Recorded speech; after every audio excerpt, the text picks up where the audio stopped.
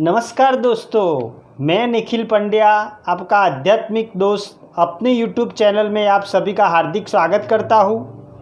कहा जाता है कि मंदिर में भोग पुजारी समझता है, अस्पताल में रोग डॉक्टर समझता है, ज्योतिष में योग ज्योतिष समझता है। इन सब की समझ जिसे होती है वही फलीभूत होता है। आज हम पंचांग की सीरीज़ आगे बढ़ाते हुए आज हम योग के बारे में विस्तृत चर्चा करेंगे।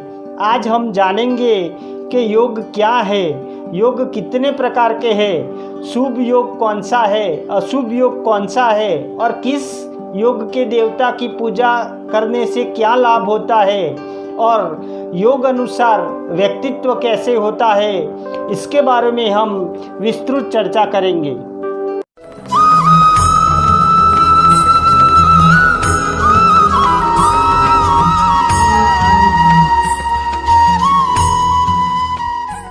ज्योतिष शास्त्र में कई तरह के योग बताए गए हैं, जैसे ग्रहों के परस्पर संबंध से बनने वाले योग, जैसे गज केसरी योग, राजयोग, अधियोग आदि योग। लेकिन जब चंद्र और सूर्य क्रांति वृत्त के आरंभ स्थान से कोई भी एक समय कितने अंतर पे है, वो चंद्र और सूर्य के राशि अंश आदि राशि भोग द्वारा जान सकते हैं। सूर्य और चंद्र के राशि अंश कला विकला को जोड़कर जो राशि आदि आती है, उसका हर एक 13 डिग्री 20 अंश का विभाग को योग कहते हैं। सूर्य और चंद्र के गतिभेद अनुसार हर एक योग कम से कम 20 कलाक और ज़्यादा से ज़्यादा 25 कलाक लगते हैं।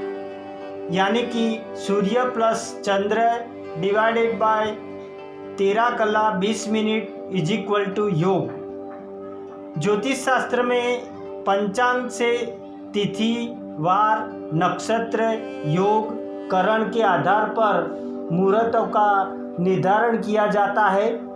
सूर्य तथा चंद्र के राशि अंशों के योग से बनने वाले 27 प्रकार के योग होते हैं। योग के नाम इस प्रकार है: विश्वकुंभ योग, प्रीति योग, आयुष्मान योग, सौभाग्य योग, शोभन योग, अतिगंड योग, सुकर्मा योग, द्रुति योग, शूल योग, गंड योग, वृद्धि योग, ध्रुव योग, व्याघात योग, हर्षण योग, व्रज योग, सिद्धि योग, व्यातिपात योग, वर्यान रोग, परीग योग, शिव योग, सिद्ध योग, साध्य योग, शुभ योग, शुक्ल योग, ब्रह्म योग, इंद्र योग और 27वां वैद्युति योग है। इन योगों का नाम इनसे प्राप्त होने वाले शुभ और अशुभ प्रभाव के आधार पर दिया जाता है। 27 योगों में से कुल 9 योग को अशुभ माना जाता है तथा सभी प्रकार के शुभ कामों में इनसे बचने की सलाह दी जाती है। ये अशुभ योग है। अशुभ योग इस प्रकार के हैं: विश्वकुंभ योग, अतिगंड योग, शूल योग, गंड योग, व्याघात योग, वज्र योग, व्यतिपात योग, परीग योग और वैद्युति योग। इन अशुभ योगों का शुभ फल भी है। अगर आप अशुभ कार्य करने जा रहे हैं तो उसमें यह योग शुभ परिणाम देते हैं। इस तरह कार्य के अनुरूप योगों से लाभ प्राप्त किया जा सकता है। कोई जातक अगर इन अशुभ योग में जन्म हुआ हो तो इस जातक की शांति पूजा करवानी चाहिए। शास्त्र में शुभ योग को भी बताया गया है। ज्योतिष शास्त्र में पंचांग से तिथि, वार, नक्षत्र, योग, करण के आधार पर मुहूर्त का निर्धारण किया जाता है। जिन मुहूर्त में शुभ कार्य किए जाते हैं उन्हें शुभ मुहूर्त कहते हैं। जैसा कि गाड़ी, मकान, जमीन, दुकान, यात्रा आदि शुभ कार्य करने में इन शुभ योगों का उपयोग किया जाता है। इन शुभ योगों में सिद्धि योग, सर्वार्थ सिद्धि योग, गुरु पुष्य योग, रवि पुष्य योग, पुष्कर योग और अम्र सिद्धि योग, इन योगों का उपयोग शुभ मुहूर्त के लिए किया जाता है। अब हम जानेंगे योगों के देवता के बारे में। विश्वकुंभ योग के देवता यम है, प्रीति योग के देवता विष्णु है, आयुष्मान योग के देवता चंद्रमा है, सौभाग्य योग के देवता ब्रह्मा है, शोभन योग के देवता बृहस्पति है, अतिगंड योग के देवता चंद्रमा है, सुकर्मा योग के देवता इंद्र है, द्रुति योग के देवता जल है, शूल योग के देवता सर्प है, गंड योग के देवता अग्नि है, वृद्धि योग के देवता सूर्य है, ध्रुव योग के देवता भूमि है, व्याघात योग के देवता वायु है, हर्षण योग के देवता भग है, व्रज योग के देवता वरुण है, सिद्धि योग के देवता श्री गणेश है, व्यतिपात योग के देवता रुद्र है, वर्यन योग के देवता कुबेर है, परिग योग के देवता विश्वकर्मा है, शिव योग के देवता मित्र है, सिद्ध योग के देवता कार्तिकेय है, साध्य योग के देवता सावित्री है, शुभ योग के देवता लक्ष्मी है, शुक्ल योग के देवता पार्वती है, ब्रह्म योग के देवता अश्विनी कुमार है, इंद्र योग के देवता पितर है, वैद्युति योग के देवता दिति है। तो इस अनुसार योग के देवता की पूजा करने से लाभ मिलता है। तो आइए अब जानते हैं कि इस 27 योगों के साथ पैदा हुए व्यक्तियों का व्यक्तित्व कैसा होता है, इसके बारे में जानेंगे। हिंदू ज्योतिष के अनुसार पृथ्वी पर जन्म लेने वाला व्यक्ति का व्यवहार, लक्षण और स्वभाव ज्योतिषीय स्थिति या जन्म के समय और जन्म की तारीख के समय सितारों की स्थिति पर निर्भर करता है। योग मूल रूप से सूर्य और चंद्रमा के संयोजन का उल्लेख करते हैं। जब एक नक्षत्र में जन्म होता है, वैदिक ज्योतिष में प्रतिपादित 27 नक्षत्रों के आधार पर कुल 27 विभिन्न प्रकार के योग होते हैं। ज्योतिषीय संयोजन या नीति योग किसी व्यक्ति के व्यक्तित्व लक्षणों को समझने में मदद करते हैं। निम्नलिखित जो 27 योग है, जो हमें उनके तहत पैदा हुए लोगों के गुणों के बारे में जानकारी देते हैं। तो आइए समझते हैं कि इस योग में पैदा हुए व्यक्तियों का व्यक्तित्व और गुण कैसे होता है।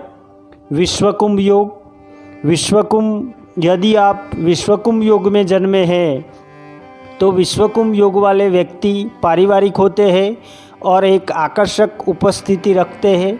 आपको आपके व्यावसायिक प्रयासों में बड़ी धनराशि प्राप्त होने की संभावना है और आप अपनी नेतृत्व की कुशलता के साथ अपने लक्ष्यों को पूरा करने में सक्षम होते हैं। प्रीति योग। यदि आप प्रीति योग के साथ पैदा हुए हैं तो आप अपने मृदुभाषी कौशल और बातों से लोगों को प्रभावित करेंगे। आप साहसी हैं और एक नेक रास्ते पर चलना पसंद करते हैं। आपको धन और संपत्ति हासिल करने के साथ साथ संतुलित जीवन जीने की इच्छा शक्ति का सौभाग्य प्राप्त होता है। तीसरा, आयुष्मान योग। अगर आप आयुष्मान योग के साथ जन्म लेने वाले व्यक्ति हो तो खाने का शौकीन होते हैं, जो नई जगहों की यात्रा करने का और विभिन्न व्यंजनों का आनंद लेना पसंद करते हैं। आप एक कार्य उन्मुख व्यक्ति हैं जो किसी भी पेशे में मानदंडों का पालन करते हैं। आप कला और साहित्य के क्षेत्र में पहचान हासिल करने की इच्छा रखते हैं। चौथा, सौभाग्य योग। यदि आप सौभाग्य योग में जन्म लेते हैं तो आप एक बातूनी व्यक्ति हैं। आप अपने भाव, विचार और बातचीत से दूसरों को प्रभावित करते हैं। वित्तीय मोर्चे पर आपको आर्थिक लाभ और वृद्धि प्राप्त होने की संभावना है। आप अपने परिवार को आरामदायक जीवन देने के लिए प्रयास करते हैं। 5वां, शोभन योग। यदि आप शोभन योग के साथ पैदा हुए हैं तो आप उच्च बुद्धिमत्ता वाले व्यक्ति हैं। आप एक नरम दिल के व्यक्ति हैं जो प्रभावशाली बातचीत और बौद्धिक कौशल के साथ दूसरों को प्रभावित करते हैं। 6ठा, अतिगंड योग। यदि आप अतिगंड योग में जन्म लिया है तो आप साहसी और परोपकारी होते हैं। हालांकि ऐसा कोई भी व्यक्ति खुद को बचाने के लिए दूसरों पर दोष लगा सकता है। आपको अपनी माँ से परेशानी हो सकती है। आप एक जल्द चिड़चिड़ा होने वाले स्वभाव वाले व्यक्ति हैं। 7वां, सुकर्म योग। यदि आप सुकर्म योग के साथ पैदा हुए हैं तो आपको एक धनी व्यक्ति होने की संभावना है जो उत्कृष्ट व्यापारिक अंतर्दृष्टि रखता है। आप बुद्धिमान, साहसी और आपका झुकाव आध्यात्म की ओर होता है। 8वां, धृति योग। यदि आप धृति योग में जन्म लेने वाले व्यक्ति हैं तो आप बेचैन रहते हैं और हर समय परेशान रहते हैं। आप विपरीत लिंग के प्रति झुकाव रखते हैं। आप एक धैर्यवान, विश्लेषणात्मक और सहायता करने वाले व्यक्तित्व रखते हैं। आपके पास कुशल निर्णय लेने की क्षमता है। 9वां योग है शूल योग। यदि आप शूल योग में पैदा हुए हैं तो आप भरोसेमंद और भाग्यशाली हैं। आपका झुकाव समाज सेवा की ओर और आध्यात्मिकता की ओर हो सकता है। आप भौतिक सुख सुविधाओं को भी इच्छा रखते हैं। 10वां, गंड योग। यदि आप गंड योग के साथ पैदा हुए हैं तो आप बहुत बातूनी हैं। आप अपने जीवन में कई कठिनाइयों का अनुभव कर सकते हैं। आप आलीशान संपत्ति के अधिग्रहण करने के इच्छुक होते हैं। 11वां, वृद्धि योग। यदि आप वृद्धि योग के साथ पैदा हुए हैं तो आप एक शुद्ध, दयालु और बुद्धिमान व्यक्ति हैं। आपके पास शक्ति और अधिकार की स्थिति होने की संभावना है। आप प्रकृति प्रेमी हैं। 12वां, ध्रुव योग। अगर आप ध्रुव योग के साथ जन्म लेने वाले व्यक्ति हैं तो शातिर कामों और बुरे कामों की ओर आकर्षित होते हैं। गुप्त शत्रुओं द्वारा आपके खिलाफ साजिश रचने के कारण आपको जीवन में बाधाओं का सामना करना पड़ सकता है। आप बुद्धि की स्वाभाविकता के साथ एक बुद्धिजीवी व्यक्ति है। 13वां, व्याघात योग। यदि आप व्याघात योग के साथ पैदा हुए हैं तो आप में एक साथ कई कार्य करने की क्षमता होगी। आपके कई दुश्मन होने की संभावना है। आक्रामक और अहंकारी व्यवहार के कारण आप अपनी प्रतिष्ठा को खराब कर सकते हैं। आपके पास मजबूत शिक्षण कौशल है जो आपको एक बहुमुखी व्यक्ति बनाता है। 14वां, हर्षण योग। यदि आप हर्षण योग के साथ पैदा हुए हैं तो आपकी प्रवृत्ति हावी होने वाली और आधिकारिक होने वाली होती है। आपके पास एक गतिशील व्यक्तित्व है। आप रचनात्मकता, साहित्य और कला से संबंधित विषयों में रुचि रखते हैं। आप उत्साह के साथ अपने सभी प्रयासों को पूरा करने की संभावना रखते हैं। 15वां योग, व्रज योग। यदि आप व्रज योग के साथ जन्म लिया है तो आपका व्यवहार सहायकता और देखभाल करने वाला होता है। आप दान में लिप्त और वंचितों को मदद करना पसंद करते हैं। आप भारी धन प्राप्त करेंगे। और एक मजबूत सामाजिक प्रतिष्ठा का आनंद लेंगे। आपका बोलने में कठोरता होता है। आप संदेहपूर्ण गतिविधियों में शामिल हो सकते हैं। 16वां सिद्धि योग। यदि आप सिद्धि योग के साथ पैदा हुए हैं तो आप भौतिक संपत्ति में रुचि रखते हैं। आप महान कौशल रखते हैं और धन प्राप्ति करते हैं। अपने दृढ़ संकल्प के कारण अपने काम में उत्कृष्टता प्राप्त करने की संभावना है। 70वां व्यतिपात योग। यदि आप व्यतिपात योग के साथ जन्म लेने वाले व्यक्ति हैं तो वाद विवाद और तर्क वितर्क में शामिल हो जाते हैं।